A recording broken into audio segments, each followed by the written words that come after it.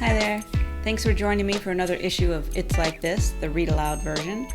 It's the end of June already, June 28th, 2024, and this is issue number 49, Other.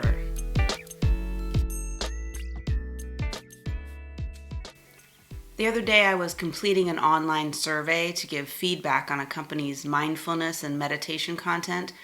In other words, I was ignoring most of their advice and mindlessly procrastinating on my writing and life goals. I hadn't even reached the actual survey when I hit a snag on the demographic questions leading into it. Are you currently employed?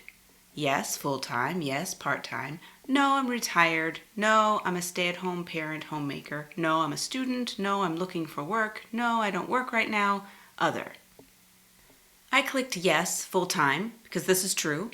Since my son turned 18, our state pays me for some of my time as his attendant care provider, and that, along with my other part-time job, gives me full-time paid employment. But the next page asked me to select my job's industry. This always stumps me, as I've talked about before. Is it healthcare or education, entertainment, food service, finance or legal, hospitality? There's no all of the above. I clicked other.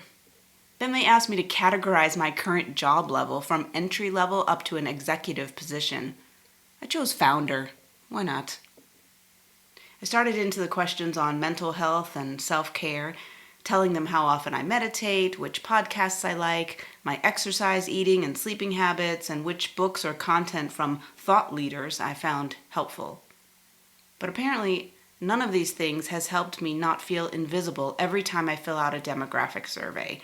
My brain kept returning to that employment question. I kept thinking about the working parents who need a yes and category. I kept thinking about all the unpaid labor in our communities that isn't considered work on one of these forms.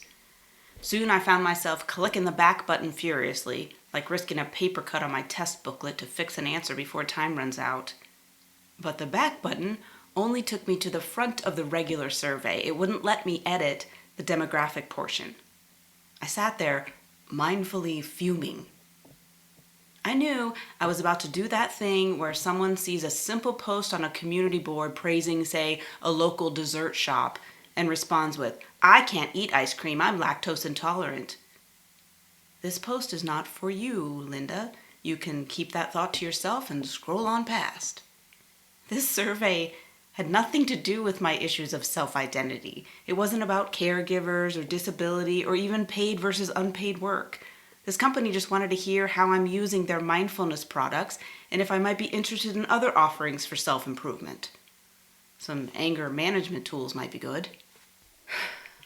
Even if the survey had just offered yes, parent/homemaker, instead of no, I would have been able to let it go.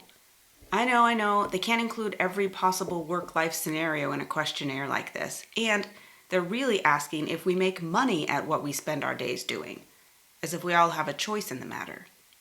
I thought about the 40+ million caregivers in the U.S. who provide unpaid care, the vast majority of whom care for an adult with an illness or a disability. I thought about the 2 grandmothers I met recently who are raising their autistic grandkids. I thought about friends juggling work to manage care for their aging parents. I thought about our lack of guaranteed family leave in this country.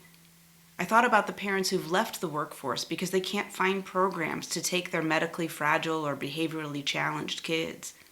All these people, mostly women, who work their asses off to support their families and on forms like this and in their communities largely go unseen for their volunteer work.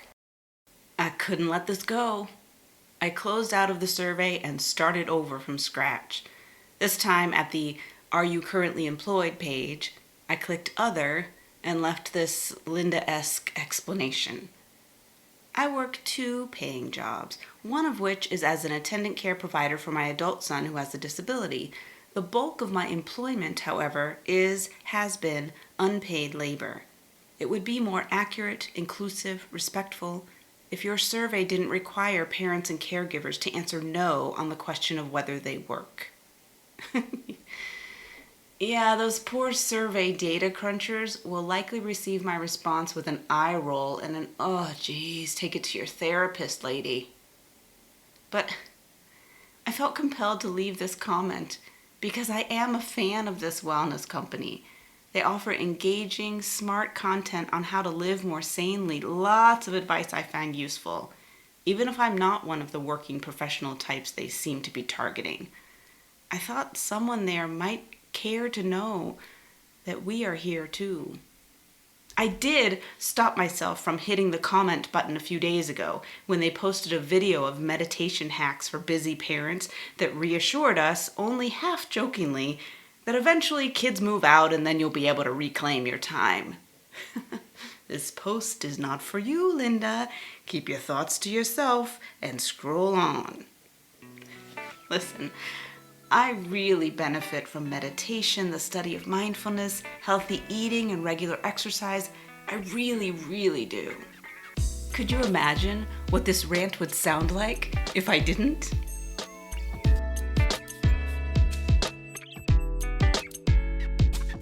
Thanks as always for being here. This is Robin Lavoie, and life around here, it's like this.